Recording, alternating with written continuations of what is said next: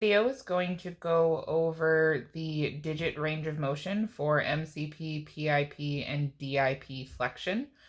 We will do one finger. We'll probably do the index finger for all three of them, but it is the same whether you do the second, third, fourth, or fifth digit.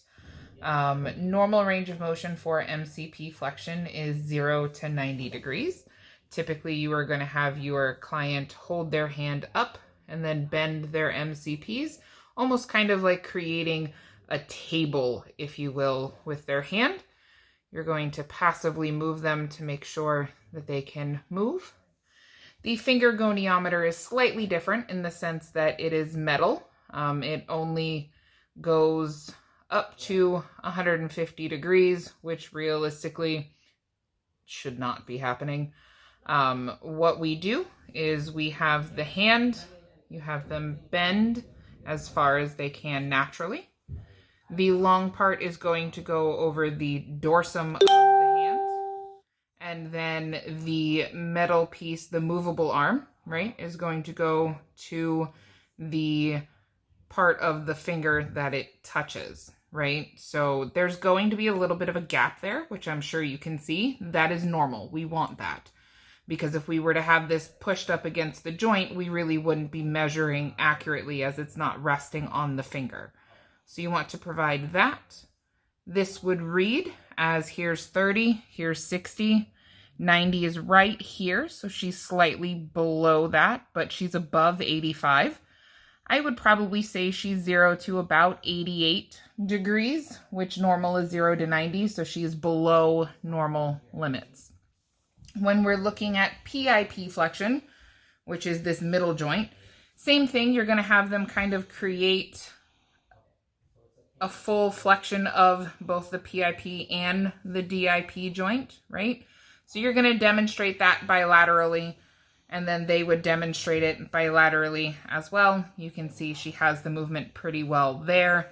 Same thing, this stable arm is going to go across the back of the hand down, and then this is going to rest there onto that interphalangeal joint.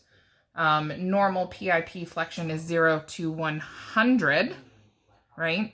So with this, you can see here's 90. This is going to be 120. She's not quite at 115, but she's above 110.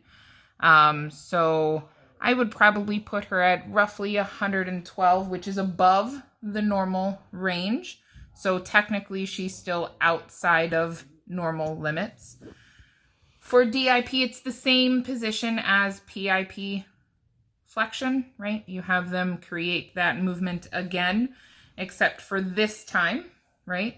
You're going to have the stable arm go across this joint, and then the movable arm is going to go there.